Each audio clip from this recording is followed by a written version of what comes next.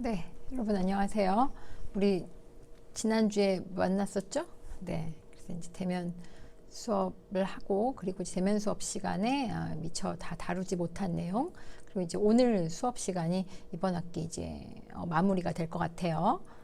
그래서 이제 중요한 거를 이번 학기에 많이 배웠거든요.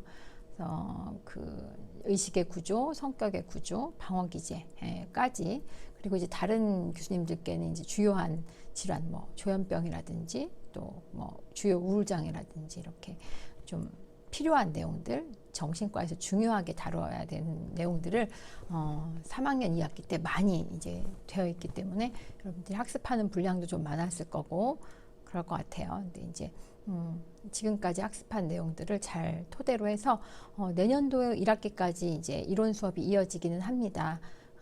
그리고 실습이 이제 내년부터 시작이 되는데 의사소통 기술이 제일 중요하죠. 정신과 실습에서는 치료적 세라퓨릭 셀프를 이용해서 얼만큼 치료적 의사소통을 대상자랑 하느냐, 그리고 대상자의 말의 변화, 행동의 변화 이런 것들이 얼마나 긍정적으로 이루어지느냐, 이제 이런 것이 간호의 척도라고 볼 수 있는데 그런 것들이 이제 이번 학기에 이론을 잘 배운 거에 토대로 다음 학기에 이제 여러분들이 실습을 하게 됩니다. 그래서 이제 많은 중요한 내용들 가운데 이제 꼭 알아야 되는 내용들을 이제 중간고사에서 여러분들이 이미 한번 경험을 했을 거고 기말고사에서도 마찬가지로 중요한 그런 개념들을 이제 평가를 하게 될 거예요. 그리고 이제 국가고시 모의고사 수준에 준하게 여러분들이 단락별로 공부를 하시면 크게 어렵지는 않으실 거예요.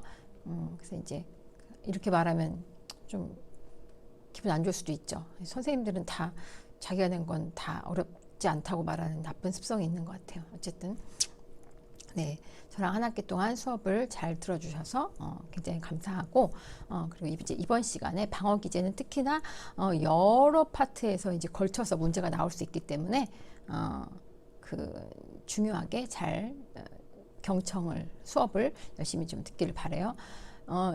지난번에도 제가 한번 얘기한 것 같은데 시험을 위해서 공부를 하라는 게 아니에요. 결국은 시험 준비한다는 건 국시 대비 공부한다는 건 내가 임상에 나가서 간호사가 됐을 때 정말 설명을 잘할 수 있는 의사소통을 잘할 수 있는 그런 똑똑한 간호사, 에비던스를 잘 제공하고 또 보호자나 환자가 궁금해하는 것들을 잘 알려줄 수 있어야 되는데 그러려면 기본적인 지식이 밑바탕이 되어야 되기 때문에 그렇습니다. 그래서 이런 것들은 시험에 나온다, 중요하다, 외워야 된다 하는 이유가 시험에 저렇게 연연을 할 필요가 있어? 라고 생각하시지 마시고 결국 이게 훌륭한 간호사가 되는 적절한 간호를 적절한 때에 잘 제공하는 그런 현명한 간호사가 되기 위한 밑거름이라고 생각하시면 좋을 것 같습니다. 오늘이 마지막 시간이라서 얼굴을 좀 이렇게 좀 크게 잠깐 수업하기 전이니까 좀 인사를 드렸어요. 제가 지난번에 이제 서울에 저는 4학년 실습을 하기 때문에 이제 목요일만 가거든요. 근데 3학년 학생들 실습이 이제 아동 모성 실습하고 있는데 만났는데 저를 되게 막 반가워해 주는 거예요. 그래서 너무 고마워가지고 제가 이제 그래 마지막 수업에는 얼굴을 살짝 좀 보여주고 인사를 하겠다 이렇게 얘기를 해서 약속지키려고 네, 인사를 드립니다. 이번 시간 우리 이제 방어 기제 지난번에 우리 대면 수업할 때 다 하지 못했죠. 그래서 그 부분을 이번 시간에 마무리하고 그리고 이 부분의 시험 문제 또 기말고사에 많이 다루어져 있거든요. 그래서 강조하는 내용들 위주로 공부를 하시면 좋을 것 같습니다. 자, 방어 기전에 대한 걸 다시 한번 이제 정리 좀 해보자고 한다면 방어 기전이라고 하는 거는 어떤 무의식적으로 이게 발현이 되는 거예요. 의식적으로 내가 지금은 승화의 방어 기제를 써야지. 내가 지금은 뭐 억제를 써야지. 억제는 참 의식 수준에서 쓰니까 그럴 수 있겠죠. 근데 이렇게 해서 방어 기제가 어떤 그 의식 수준에서 주로 일어나는 것이 아니라 대부분은 무의식적인 그런 기전입니다. 그래서 이제 그런 고통스러운 그런 기억이나 인식들 이런 것들부터 자아를 보호하기 위한 그런 인간의 적응력하고 관련이 되어 있는 게 방어 기전이에요. 그러니까 어떤 상황이 내가 그 상황을 맞닥뜨렸을 때 대처하는 나의 방법인 거죠. 근데 이제 이게 성숙한 방어 기전일 수도 있고 또는 비효과적인 방어 기전일 수도 있고, 대부분 비효과적인 방어 기전은 결국은 정신과의 증상으로도 나타나기도 하는 거거든요. 그래서 적절한 방어 기전을 쓸 수 있도록 자아가 잘 기능을 하도록 이렇게 대상자들을 간호하는 것이 결국은 간호사가 해야 되는 일인 거죠. 그리고 이제 방어 기전은 결국은 개인의 적응력에 굉장히 중요해요. 긍정적인 방어 기전을, 성숙한 방어 기전을 많이 쓰는 대상자, 그런 대상자는 퇴원을 할 수 있는 거예요. 그런데 계속 투사를 한다든지 이런 비효과적인, 비효율적인 방어 기전을 쓴다면 그거는 이제 대상자가 아직 치료의 단계가 거기까지 되지 않았기 때문에 간호사로서 조금 더 간호가 필요한, 치료적 의사소통을 통한 그런 간호가 필요한 상황이 되겠죠. 그리고 이제 방어 기전의 중요한 특징들이 하나, 둘, 셋, 넷, 5가지가 이렇게 나와 있는데 굉장히 중요해요. 왜 중요하다고 하겠어요? 이런 건 시험 문제 내고 싶겠죠, 저도. 네. 방어 기제 특징이 있어요. 특징이 있는데 누가 얘기했는지까지 여러분들이 뭐 기억을 굳이 해도 좋고 안 해도 좋지만, 베일런트라고 하는 사람이 방어 기전은 이러이러한 특징이 있다라고 얘기를 하고 있어요. 갈등, 어떤 갈등되는 그런 상황, 그리고 감정, 이런 것들을 관리하는 주요한 수단이 되는 것이 바로 방어 기제입니다. 그 다음에 방어 기제는 아까도 말씀드렸던 것처럼 대부분 다 무의식적 기전으로 이게 일어나는 거예요. 딱 한 가지만, 억제, 일부러, 억제는 기억이 일부러 누르는 거예요. 의식 수준에서 누르는 거, 그게 이제 억제거든요. 나머지는 모두가 다 무의식적인 수준에서 일어나는 것이다, 이렇게 보면 되겠고요. 방어 기제가 서로 각각 별개이지 이거랑 이거랑 연결되어 있다든지 그렇지는 않아요. 그리고 이제 한 가지 방어 기제를 쓰면 계속 이것만 쓰느냐, 그렇지 않아요. 이걸 썼다가 이게 병리적인 방어 기전이와, 그래서 치료자로부터 계속 상담을 한다든지 어떤 치료를 받아서 교정이 될 수가 있어요. 그러면 이전에 썼던 방어 기전 말고 건전한 방어 기전, 대상자한테 맞는 건전한 방어 기전을 바꿀 수 있어요. 그렇기 때문에 여기 가역성이라는 말이 그런 말이에요. 이거 예전에 썼지만 안 쓸 수도 있고, 그리고 다시 긍정적인 방어 기전을 치료자한테 배울 수도 있고, 비가역적이지 않다는 거예요. 그리고 이 방어 기제가 뭐 전환이라든지 신체화 이런 거는 어떤 증상으로 표현이 돼요. 그거 자체가. 그래서 그런 특징이 있어요. 정신의학적 증후군의 특징을 가지고 있는 것이 방어 기제입니다.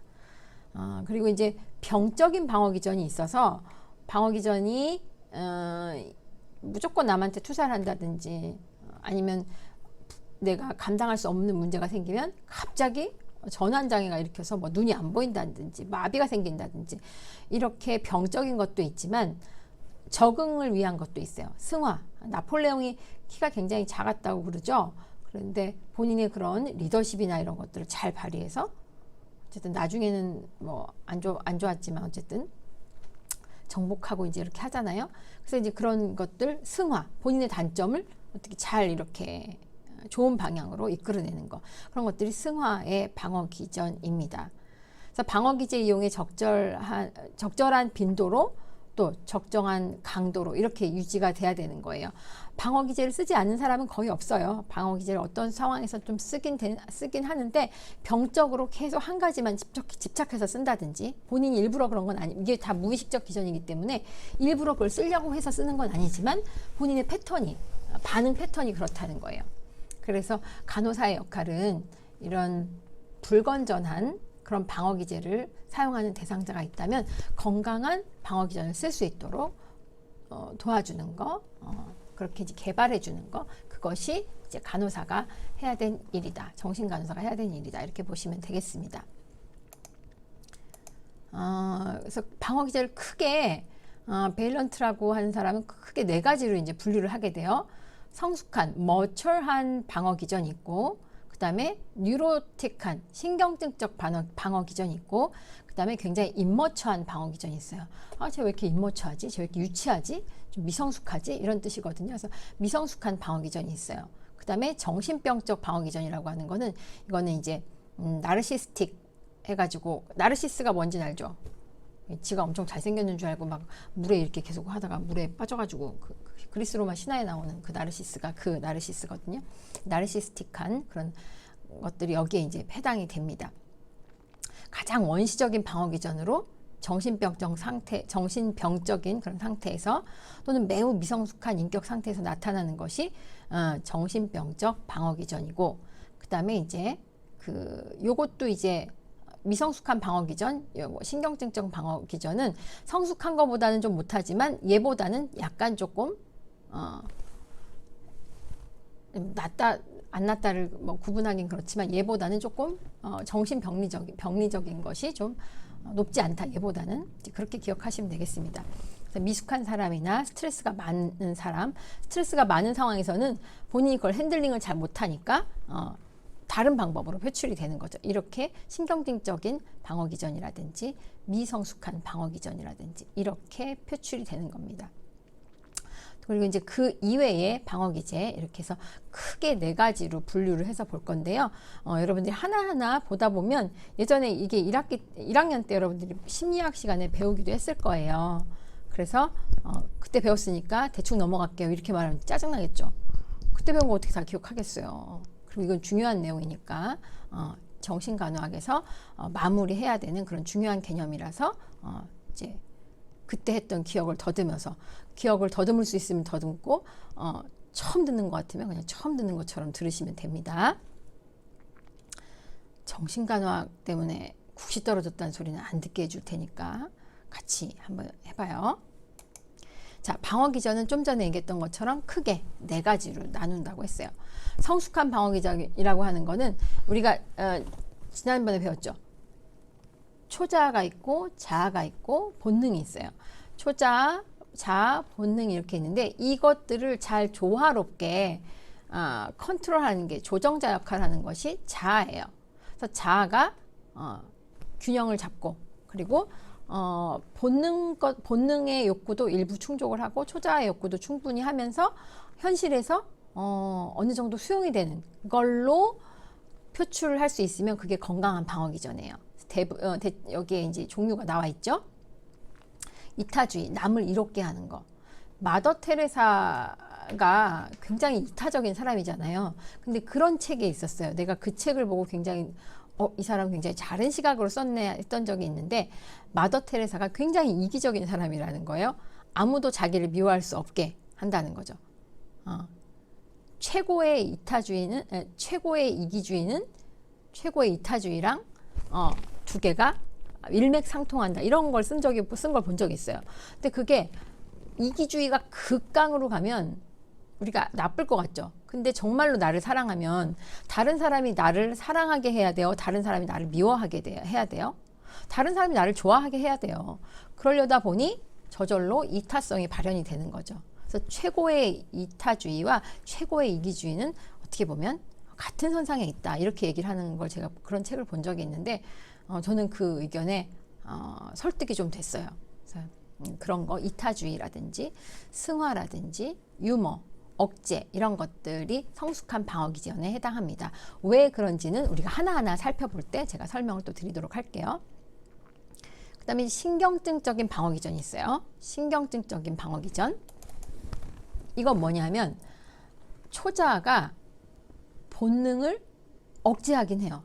본능을 억제하긴 하지만 그 과정에서 자아가 잘 조절을 해서 자아가 초자아와 본능을 잘 이렇게 조절해서 타협을 한 것이 아니라 그 초자아가 너무 강하기 때문에 본능을 그냥 이렇게 억압하고 누르고 이렇게 하고 있단 말이에요.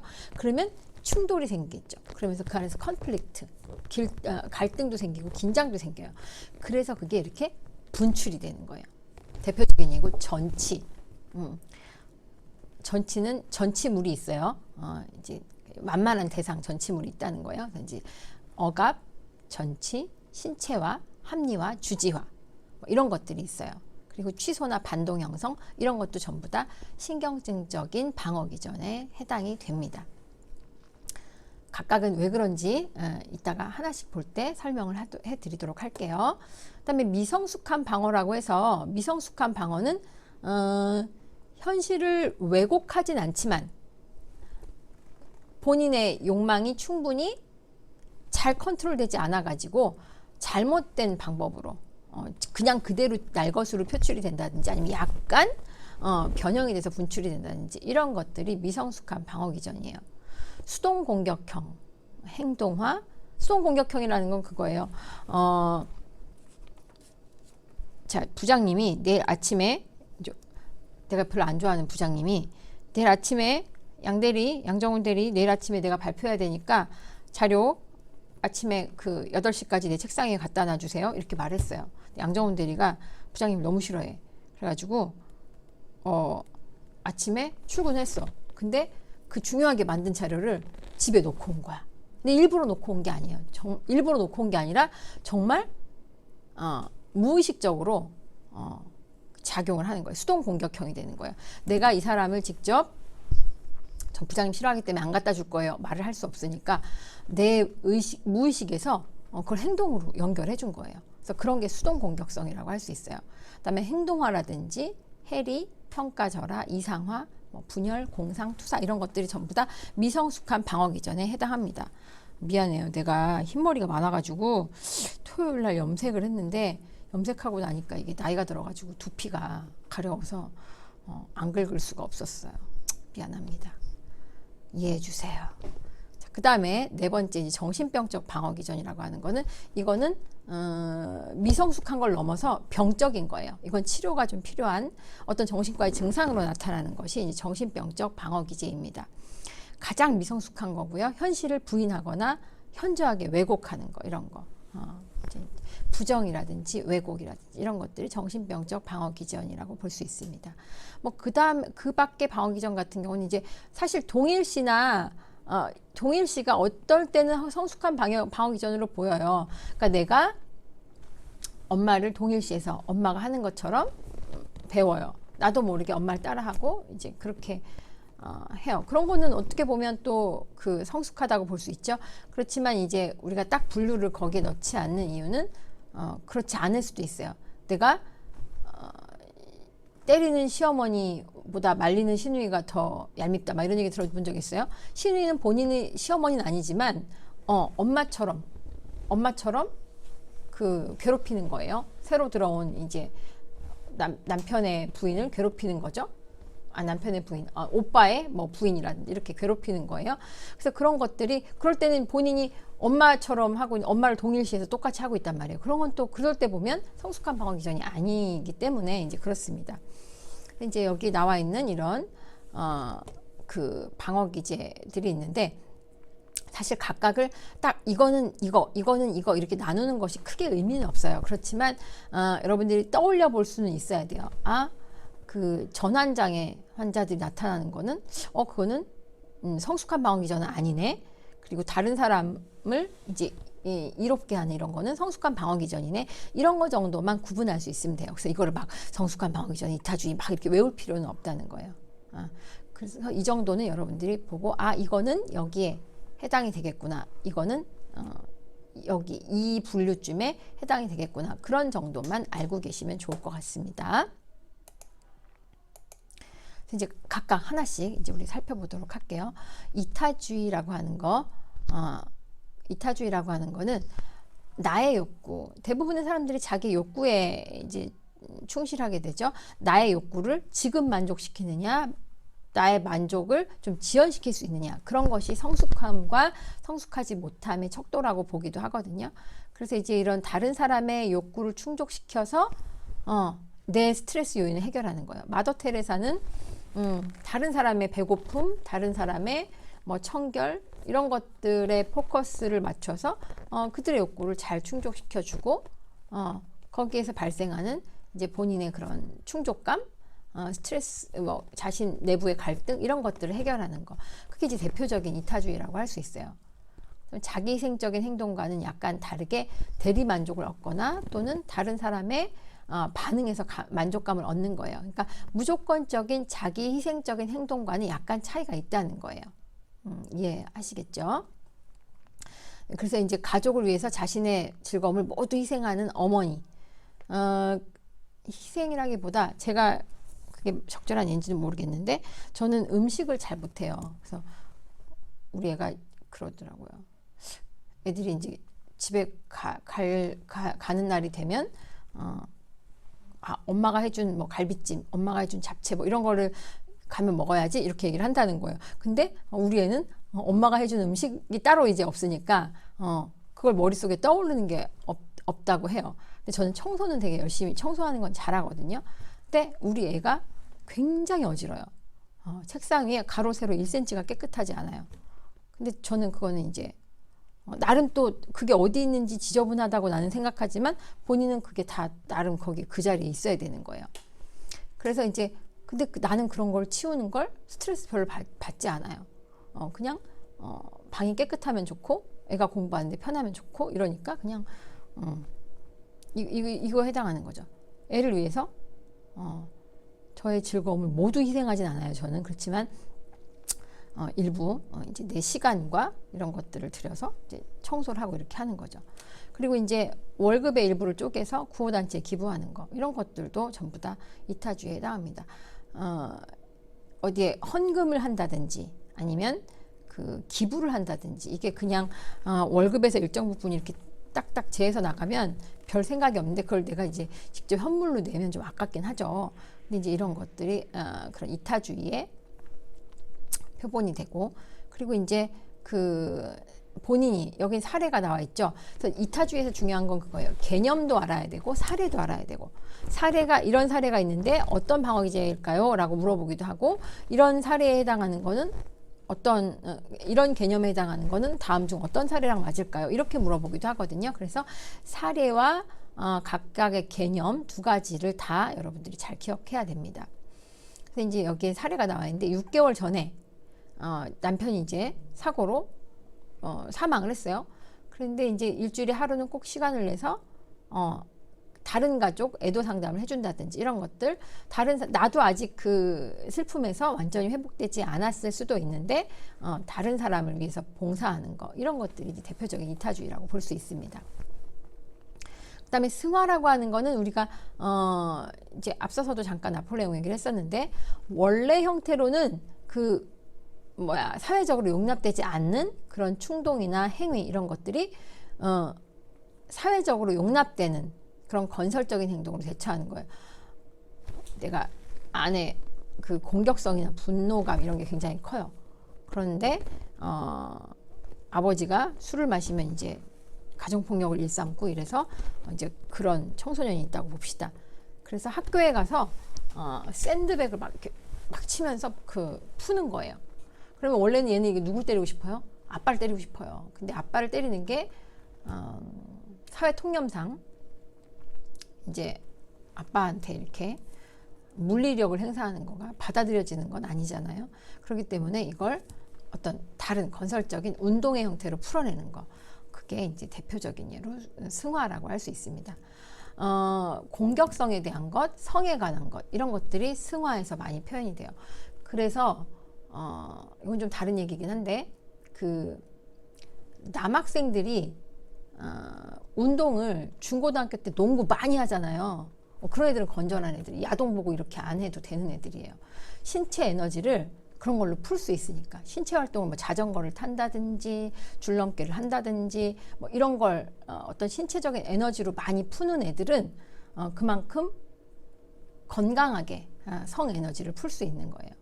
그래서 중고등학교 애들한테 밖에 나가서 많이 놀으라고 해야 되는데 자꾸 안 해놓고 공부만 시키고 막 이렇게 그러니까 애들이 몰래 야동을 볼 수밖에 없는 거예요. 어쨌든 어떤 식으로든지 풀어줘야 되기 때문에 그렇습니다. 그렇다고 그게 이제 용납이 되는 건 아니지만 어떤 건전한 에너지로 그 승화의 기전은 대부분 성에 대한 것, 공격적인 것들이 많기 때문에 이걸 승화할 수 있는 방법은 신체 에너지로 풀어내는 것이 가장 좋습니다. 여러분들 나중에 이제 부모가 될 수도 있고 뭐 선택 안 할 수도 있잖아요. 자녀를 안 낳을 수도 있으니까. 근데 이제 부모가 된다면 그런 것들을 이제 염두에 두고 자녀를 양육하면 좋을 거예요. 너무 먼 얘기인 것 같죠? 10년 안에 다 일어날 수 있다니까요. 자, 그 다음에 공격적이고 이제 여기 사례가 나와 있죠. 공격적이고 적대감을 갖고 있는 학생이 럭비 선수가 되는 거, 권투 선수가 되는 거 아주 바람직하죠. 사회적으로 용납되는 거, 나의 공격성을 공 이거 막 이렇게 던지는 데다 하고 그리고 이제 권투 선수 이제 용납되는 허용되는 이런 걸로 표출하는 거니까요. 그 다음에 이제 그 대변으로 장난하고 싶고 이런 욕망을 기생충 학자의 길로 간다든지 이렇게 하는 것들이 어떤 승화의 방어기제라고 보실 수 있습니다. 자, 그 다음에 이제 또 하나는 유머인데요. 그 유머라고 하는 거는 그 유머러스한 사람들이 있어요. 그래서 분위기가 이제 조금 가라앉고 이럴 때 분위기를 좋게 만들어주고 이러는 사람들이 있단 말이에요. 그런 건 자신과 타인에게 그런 그 유머라고 하는 게 착각하면 안 돼요. 내가 이 유머를 사용해서 나랑 다른 사람이 즐거워요. 그렇지만 그걸 직접적으로 대상자가 누가 있다고 하면 그 대상자가 부끄러움을 느낀다든지 대상자가 싫어한다든지 하면 그건 적절한 유머가 아니에요.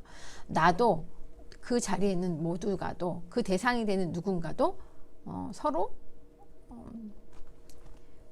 기분이 나쁘지 않고 이제 웃음으로 잘 넘어갈 수 있는 게 그게 유머예요. 그래서 이제 그 유머러스한 사람이라고 하는 게 이제 그런 방어 기제를 통해서 본인의 평소의 방어 기제가 그런 거라는 건 굉장히 긍정적인 사람일 가능성이 높겠죠. 그래서 이제 유머러스한 사람들 뭐 꼭 좋은 건 아니지만 그런 사람들이 대체로 보면 그런 방어 기제를 많이 쓴다는 건 성격 형성 과정에서 이제 그런 것들이 많이 허용된다는 거니까 유머를 가지고 있는 사람이 조금 더 편안한 성격일 가능성이 좀 더 높겠죠. 그렇게 보실 수 있습니다. 자, 그 다음에 억제라고 하는 거. 아까 얘기했던 것처럼 모든 방어 기제는 전부 다 무의식에서 일어난다고 했어요. 근데 이거 하나만 억제 하나만 의식적으로 사용이 되는 거예요. 내가 지금은 생각하고 싶지 않아. 지금은 안 할 거야. 이렇게 얘기하는 거예요. 여러분들이 그 바람과 함께 사라지다 혹시 아나요? 나한테 수업 들었던 학생들은 혹시 기억할지도 모르겠는데 바람과 함께 사라지다가 이게 남북전쟁을 배경으로 한 영화거든요. 근데 거기에서 이제 스칼렛 오하라가 나중에 자기 타라 농장에 왔더니 전부 다 타고 이제 없어졌어요. 남북전쟁이 끝나고 이제 타라 농장에 갔더니 그런데 이제 거기서 암담하겠죠. 다 뭐 농장이 다 타버려서 이제 곡식도 없고 이러니까. 근데 그걸 보고 내일은 내일의 태양이 떠오를 거야. 이제 이렇게 하면서 들어간단 말이에요. 그러면서 영화가 끝이 나는데 여러분들 부모님들은 그 영화를 알 수도 있어요. 저는 그걸 중학교 때 되게 여러 번 봤어요. 엄마 몰래. 네. 아무튼 그렇습니다. 그래서 불안하게 하는 그런 상황이나 느낌 이런 것들을 의식적으로 부정하는 거. 그게 이제 억제입니다. 모든 방어 기제 중에서 유일하게 의식적으로 사용되는 거고 그리고 이제 억제는 억압의 의식적인 억압은 나도 모르게 무의식에서 눌려버리니까 그 몰라요. 그렇지만 의식은 내가 인식하고 있는 부분에서 일어나는 거예요. 내가 알고 있는 거죠. 그래서 나 그 시험 얘기 그만해. 나 안 하고 싶어. 그건 내일 얘기할 거야. 다음에 생각해야겠다. 이렇게 하는 것들. 대표적인 얘기가 여기 있죠. 한밤중에 이제 무서운 데를 지나가면서 막 노래 부른다든지 이렇게 하는 거. 그리고 침대에 자려고 누웠는데 그날 내가 한 일 중에 제일 부끄러운 일이 있잖아요. 그래서 이불킥 막 이렇게 막 천장으로 이불킥하고 막 이렇게 할 때 그런 거 머릿속에 지우려고 하는 거 그런 게 다 억제의 기전입니다. 방어 기전 중에 억제의 기전이에요. 이런 것들은 뭐 그냥 우리가 한 번씩은 다 경험해 봤을 만한 그런 것들이죠. 이해가 잘 되시죠? 네, 그 다음에 이제 억압에 대한 얘기입니다. 리프레션이라고 하는데 억압이라고 하는 거는 1차적으로 가장 많이 사용이 되는 방어 기제예요. 불안감, 내적 갈등, 무의식적인 내적 갈등, 불안감 이런 것들을 1차적으로 다 눌러버리는 거예요. 그래서 가장 보편적이고 가장 중요한 1차적인 방어 기전이 뭐다? 억압이다. 이렇게 기억을 하시면 됩니다. 이제 억압은 불쾌하거나 내가 원치 않았던 경험 또는 감정 이런 것들을 의식으로부터 완전히 배제시키는 건데 이걸 내가 일부러 생각 안 해야지 억제처럼 내가 몰라 이렇게 하는 게 아니라 정말로 그걸 기억에서 떠올리지 못하는 거예요. 그게 이제 억압입니다. 그래서 이제 여기에 이제 그 대표적인 예가 하나 나와 있죠. 이게 가장 그런 거랑 합당하기 때문에 여기 나와 있는데 당시 상황이랑 어떤 이제 그 여자가 성폭행을 당했어요. 그러면 그런 상황이나 이런 거에 그게 굉장히 충격적이기 때문에 기억이 날 것 같죠. 날 것 같은데 이 사람이 그걸 떠올리는 순간이 너무 고통스럽기 때문에 그렇게 그걸 떠올리면 자아가 너무 아프기 때문에 그걸 아예 의식 수준에서 자아를 보호하기 위한 방법으로 아예 떠오르지 못하게, 의식 수준으로 올라오지 못하게 하는 것이 이제 억압의 방어 기전입니다.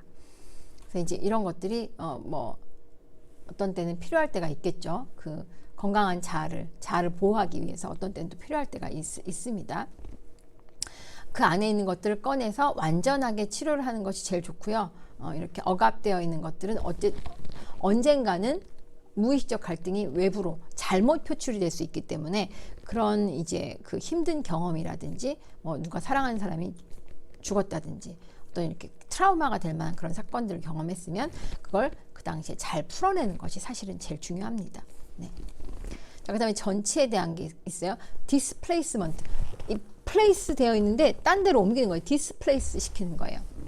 특정한 사람, 대상, 어떤 상황과 관련돼서 감정을 내가 이 사람한테 또는 이 상황에서 표출하지 못하기 때문에 그것을 좀 덜 위협적인 대상이라든지 미안합니다.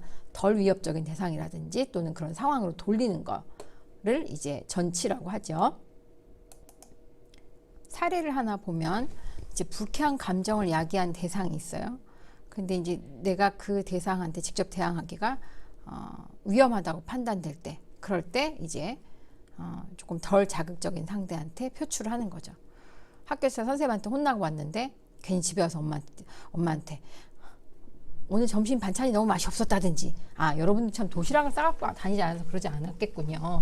저는 도시락을 싸가지고 다녔었거든요. 중고등학교 때 급식 세대가 아니어가지고요. 도시락을 싸가지고 다니던 세대여서 괜히 도시락 반찬 맛이 없으면 집에 가서 엄마한테 막 화풀이하고 그랬던 것 같아요. 학교에서 시험 못 보면. 그런 것들이 전치에 해당하죠. 그리고 이제 회사에서 뭐 이제 그 안 좋은 일이 있는데 부인한테 와서 화풀이를 한다든지, 그리고 이제 엄마가 애를 혼냈더니 애는 이제 키우고 있는 개나 고양이한테 화풀이 한다든지 이런 것들이죠. 대표적으로 속담에서 본다고 하면 종로에서 뺨 맞고 한강에서 눈을 여긴다, 뭐 이런 것들 여기에 해당합니다. 재밌죠? 사람들이 이런 방어 기제를 쓰고 있답니다. 네. 자, 그 다음에 반동 형성이라고 하는 건요. 반동 형성이라고 하는 거는 그 이제 반대되는 행동을 이제 극으로 표현하는 거야. 내가 예를 들어서 동성연애를 너무너무 혐오하는 사람이야. 동성연애를 너무너무 혐오하는 사람인데 이제 성소수자의 인권을 보호하자 막 이렇게 이제 하는 그런 주장하는 단체에 막 사인을 서명을 해준다든지 이런 것들도 반동 형성에 해당해요. 용납할 수 없는, 그러니까 내 자신이 내 기준에서 용납할 수 없는 그런 감정이나 어떤 행동을 반대적으로 표현하는 거예요. 내가 얘가 너무 싫어. 근데 얘한테 싫어한다고 표현하면 관계가 어그러질 것 같아. 최소한의 이제 그래서 오히려 막 미운 놈 떡 하나 더 준다고 이렇게 뭘 좀 내가 좋아하는 나는 안 먹지만 버리긴 아까운 그런 초콜릿 하나 준다든지 이런 것들이 이제 반동 형성이라고 보면 돼요. 위험한 감정 이런 것들을 이제 인식은 했어요. 그래서 이제 그걸 결국은 나를 보호하기 위해서 일부러 그러는 게 아니에요. 지금 이야기하고 있는 모든 이런 방어 기제는 내가 일부러 그렇게 하는 게 아니라 무의식에서 내가 의식 수준에서 하고 있는 게 아니에요. 무의식에서 이제 그렇게 발현이 되는 거예요. 우리가 그런 경험을 한 적이 있을지도 몰라요. 진짜 가기 싫은 회의나 진짜 가기 싫은 이런 일정이 있어요. 근데 정말 까맣게 잊고 있다가 전화를 받을 때가 있어요. 저도 그런 경험이 있거든요. 여러분들도 마찬가지겠죠. 그 수업에 진짜 가기 싫은데 아침에 막 전날까지 기억하고 있었는데 갑자기 수업 시간을 착각했다든지 이런 것들. 그 사람의 무의식을 보면 그 교과목 교수님이 싫어하는 걸지도 몰라요. 내 수업에 지난번에 실습에 늦는 사람이 있었는데 농담이에요. 어쨌든 그런 것들이 이제 반동 형성이라고 볼 수 있습니다. 그래서 여기 나와 있는 그런 사례들이 이제 반동 형성에 해당하고요. 그다음에 신체화라고 하는 거는 신체화 장애와 전환 장애는 두 개를 같이 놓고 이렇게 이해를 해야 돼요. 신체화 장애라고 하는 거는 감각계와 수의근개를 제외한 신체 부위의 증상으로 표출이 되는 거고, 전환장애는 감각계, 수의근이라고 하는 건 뭐예요? 내가 마음대로 움직일 수 있는 근육, 팔 근육. 자, 심장 근육 내가 내 마음대로 할 수 있어요? 내가 지금부터 심장을 30번만 뛰게 해야겠다. 그렇게 할 수 없잖아요. 그래서 그런 것들은 불수의근이거든요. 내 마음대로 할 수 없는 근육. 그리고 이제 전환장애는 수의근이란 말이에요. 그리고 감각기관이란, 갑자기 눈이 안 보인다든지, 갑자기 귀가 안 들린다든지, 이런 것들, 감각기관, 오감에 해당하는 거, 그런 감각기관과 수의근, 내 맘대로 근육의 증상이 나타나는 건 전환장애이고요. 그걸 제외한 다른 신체 부위의 증상으로 표출되는 게 신체화예요. 학교 가기 싫은데 허리가 아프다든지, 학교 가기 싫은데 배가 아프다든지, 갑자기 설사가 난다든지, 이런 것들은 다 신체화에 해당이 돼요. 이제 불안감을 의식적으로, 기질적인 손상이 없어요. 근데 상황이 바뀌면 좋아져요. 그래서 불안감을 무의식적으로 명백한 기질적인 손상이 없는 신체 증상으로 바꾸는 거예요. 근데 그게 어떤 신체 근육이냐? 감각계와 수의근개를 제외한 나머지, 갑자기 허리 통증이 생긴다든지, 이런 거, 편두통이 생긴다든지, 이런 것들 전부 다 신체화, 소마티제이션이라고 하죠. 대표적인 게 초등학교 1학년 때 애들이 학교 가기 싫으면 배가 아파요. 설사를 해요. 그런 것들이 이제 신체화 장애라고 보시면 되겠습니다. 상사가 부담스러운데, 상사가 형이랑 데이트하라 그랬는데 갑자기 허리가 아파서 일어날 수 없고, 이렇게 되는 거죠. 그리고 심리적으로 심한 갈등을 겪는 사람이 편두통을 앓는 거, 그리고 사촌이 땅을 사면 배가 아픈 거, 이런 것들이 전부 다 신체화에 해당합니다. 그다음에 우리 취소라고 하는 거, undoing이라고 하는데, 취소라고 하는 거는 어떤 의식적인 행동을 통해서 내가 이걸 면죄부를 받고 싶어 하는 거예요. 성적이거나 공격적인 의도를 제거하고, 그리고 이제 면죄부, 책임을 면제받고 싶어 하는 그런 방어기전이에요. 알코올 중독자의 남편들이 이렇게, 여러분들 슬기로운 의사생활 봤어요? 그거는 진짜 메디컬 환타지여서 병원하고 많이 좀 동떨어져 있긴 하지만, 어쨌든 거기에 보면 가정폭력을 하는 그런 이제 사례가 나오잖아요. 그럼 가정폭력 하고 난 다음에 꽃을 사다 준다든지, 반지를 사다 준다든지, 그래서 그런 거 하지 말고 안 때렸으면 좋겠다. 실제로 이제 중독자 부인들 상담하다 보면 그런 얘기들을 많이 하거든요. 이제 그런 것들이 이제 방어기전, 취소의 방어기전. 내가 한 악행이나 어떤 행동이라든지 생각이라든지 이런 것들을 통해서, 이 의례적인 행동을 통해서 내가 그렇지 않다는 걸 면죄부를 받고 싶어 하는 거, 그게 취소의 방어기전입니다. 그 다음에 이제 합리화라고 하는 거는 여우의 신포도, 단 레몬. 포도가 실수 없죠? 아니, 실수 있죠. 레몬이 달 수는 없잖아요. 여우의 신포도, 또는 그런 거 생각하면 돼요. 내가 쇼핑몰에서 100원짜리 물건을 샀어. 그랬는데 똑같은 물건을 다른 쇼핑몰에 갔더니 70원에 파는 거예요. 그러면 내가 배가 아프겠어요? 안 아프겠어요? 그러면 이렇게 하는 거죠. 에이, 그게 똑같은 브랜드여도 거기는 뭔가 좀 하자가 있을 거야. 거기는 2월 상품을 했을지도 몰라. 이렇게 합리적으로 합리화하는 거죠. 말 그대로 어떤 용납될 수 없는 감정, 사고, 행동, 이런 것들에 대해서 이유나 변명으로 개인의 행동을 정당화하는 거. 내가 그만큼의 비용을 지불하고 저걸 산 걸 후회하는 거예요. 근데 그렇지 않으려면 이걸 생각을 바꿔야 돼. 그래서 합리화하는 거죠. 그런 거고, 이솝우화에 나오는 신포도 이야기 알죠? 여우가 포도, 신포도라고 하는 거 있죠. 그 다음에 이제 의식적인 거짓말과 다른 점은 뭐가 있냐면, 합리화는 내가 알면서 그렇게 하는 게 아니라 내가 의식하지 못하는, 무의식적으로 이제 그렇게 일어난다는 거예요. 그리고 합리화는 자존감을 지속하고 죄책감을 감소시키고, 이런 장점이 있죠. 그래서 이제 내가 사기를 당했지만 사기당하지 않은 것처럼 하는 그런 유명인들도 있잖아요. 내가 사기당했다고 하는 순간 나의 사회적인 지위나 이런 것들이 전부 다 무너지고, 명성이 무너질 것 같고, 그래서 아니야, 내가 뭐 돈을 빌려준 거야. 그럴 수도 있어. 막 이렇게 얘기하는 것들 전부 다 합리화에 해당합니다. 회사에서 파면당한 남자가 난 사실 그만두려고 했어 라고 한다든지 이런 거가 합리화의 방어 기전에 해당합니다. 이런 것들이 이제 우리가 중요하게 보아야 되는 내용들이죠. 지금까지는 이해되지 않는 것이 없죠. 천천히 설명을 했기 때문에 이해되지 않는 것은 없을 겁니다. 자, 그 다음에 주지화가 있어요. 인터렉추얼리제이션이라고 해서 주지화라고 하는 거는 감정, 정서 이런 것들을 지적인 영역으로 끌어올려서 그거를 정리를 하면서 정서적인 불편을 제거하는 거예요. 이거를 이제 감정이나 이런 감정의 상처나 충격 이런 것들을 좀 둔감하게 하기 위해서 이걸 대상화시키는 거예요. 떨어뜨려서 이러이러이러하기 때문에 이론적으로 쭉 이러이러이러하기 때문에 그렇다고 합리화랑은 조금 다르죠. 합리화랑은 좀 차이가 있어요. 그렇지만 예를 들어서 비슷한 상황을 주고 합리화와 주지화가 답까지 나왔다. 둘 중에 하나가 답이다. 이런 문제는 절대로 나오지 않아요.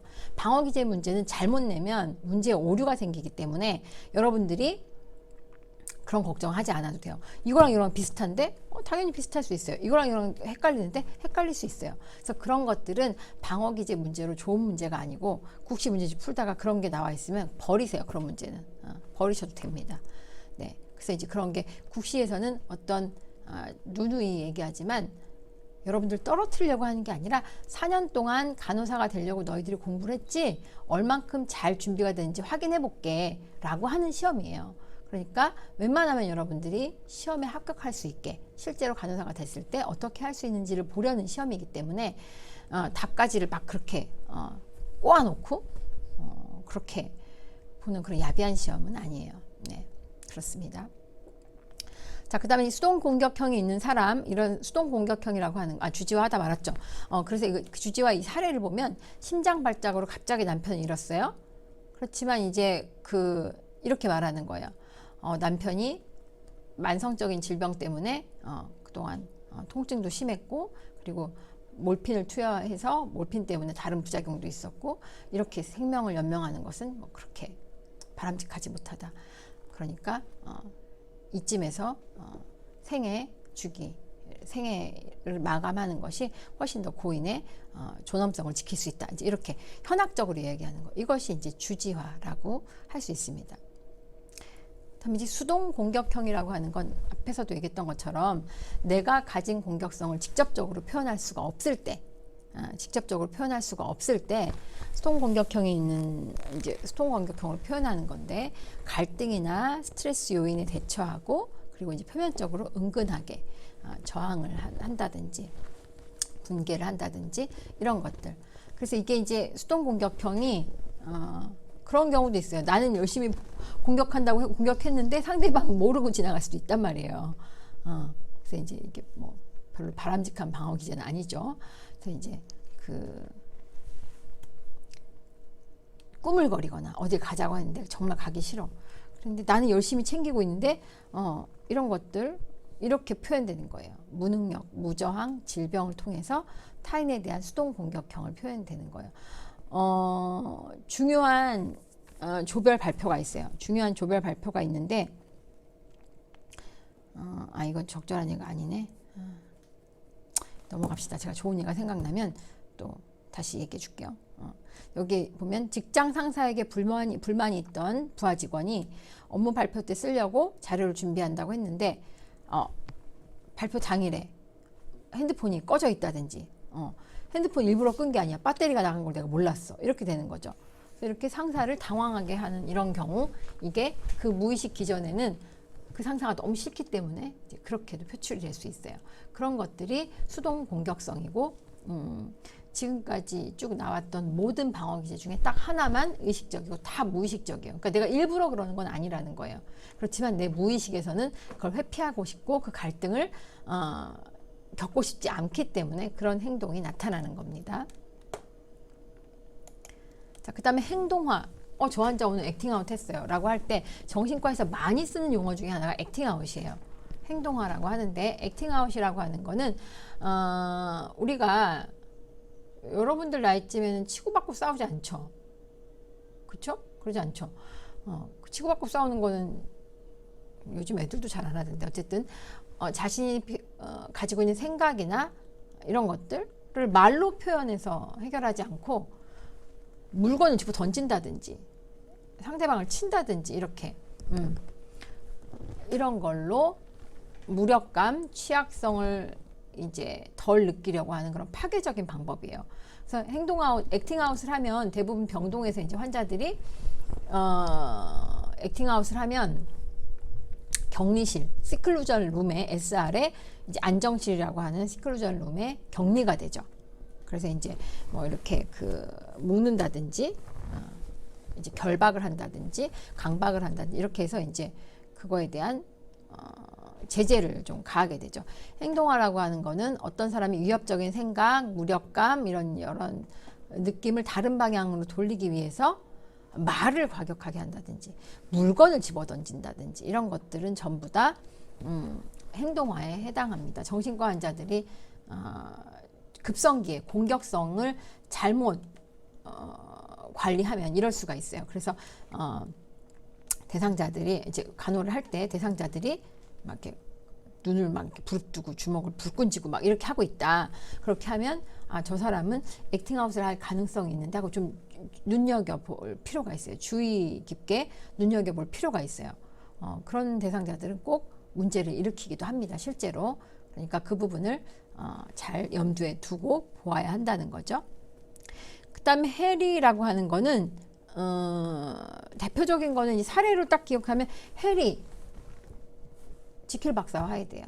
전혀 다른 인격체로 보여지는 거거든요. 이제 그 어떤 정서적인 갈등이라든지 내적인 스트레스, 갈등, 그 다음에 외적인 스트레스 경험 이런 것들을 이제 피하기 위해서 자기의 정체성을 완전히 변경하는 거예요. 자기의 퍼스널리티, 정체감을 완전히 변경시키는 거예요. 계속 바뀌면 그 사람 성격 바뀌었네 이건데 수시로 바꾸는 거예요. 일시적으로 이 사람이 됐다가 일시적으로 저 사람이 됐다가 인격 자체를 성격이나 그런 정체감을 완전히 변경시키는 거. 그리고 이제 수용할 수 없는 인격의 일부가 어떤 자아의 통제를 벗어나서 독립적으로 행동하는 거예요. 대표적인 게 몽유병이 그렇고요. 잠꼬대, 둔주 이게 여기에 해당하죠. 여러분도 혹시 베르나르 베르베르의 소설 중에 잠이라는 소설이 있어요. 한번 시간 나면 읽어보세요. 잠이라는 소설에 보면 그 소설의 주인공의 엄마가 몽유병 환자예요. 그래서 본인이 이제 그런 연구를 해요. 그래서 이제 왜 이런 연구를 하게 되냐면 몽유병 기간 동안에는 굉장히 난폭해지는 거예요. 그래서 본인이 사랑하는 남편을 죽이게 돼요. 그래서 그걸 이제 자기 아들에게 자기가 몽유병이 있기 때문에 같이 가족이랑 사는 게 가족한테 위험을 주면 안 되잖아요. 그래서 이제 자녀를 일찍 떨어뜨려 놓고 이제 남편은 죽고 자식을 이제 일찍 떨어뜨려 놓고 그리고 이제 잠에 대한 연구를 해서 그걸 이렇게 극복해 나가는 과정을 그린 소설인데 재밌어요. 내 수준에서 내 취향에서 재밌다고 하는 거니까 또 그거 지루하다고 하는 사람도 있더라고요. 근데 어쨌든 거기서 이제 몽유병이라고 하는 거는 이 사람은 낮에는 정말 그 의학 박사로 나와요. 거기서 이제 의학 박사가 아니라 어떤 수면 센터에 무슨 그런 센터장으로 나와요. 근데 밤에 잠이 들면 자기가 했던 짓을 전혀 기억하지 못하고 심지어 남편을 죽이기까지 한단 말이에요. 막 이렇게 그 드릴 같은 걸로 해서 남편을 이렇게 이제 죽이고 이렇게 된단 말이에요. 이제 전혀 다른 인격체가 되는 그런 정서적인 갈등, 내외적인 스트레스 이런 것들 피하기 위해서 완전히 다른 사람이 되는 거, 지킬 박사와 하이드가 대표적인 예로 볼 수 있고, 그게 이제 해리 장애의 특성이라고 볼 수 있습니다. 이런 것들까지 이제 봤고요. 잠깐 우리가 쉬었다가 할 건데, 참 그 전에 아까도 얘기했던 것처럼 결국 이런 방어 기전을 쓰는 이유는 뭐라 그랬어요? 자아를 보호하기 위한, 자아가 다치지 않기 위한, 굉장히 자아는 이기적이라고 했잖아요. 그래서 자아를 잘 보존하기 위한 이런 방법으로 방어 기전을 쓰는 거예요. 그래서 그게 의식적이 됐든 무의식적이 됐든 방어 기전을 인간은 좀 쓰게 되는데 그 중에 특히나 다 무의식적인데 한 가지만 의식적이다. 그게 뭐다? 억제다. 그 얘기를 했었고, 그리고 이제 방어 기전이 어떤 건 이타적이고 어떤 건 신경증적이고 막 나오는데 그 분류를 자세하게 나눌 필요는 없지만 그런 거는 보면 여러분들 구분을 할 수 있어야 되겠죠. 잠깐 쉬었다가 또 하도록 할게요.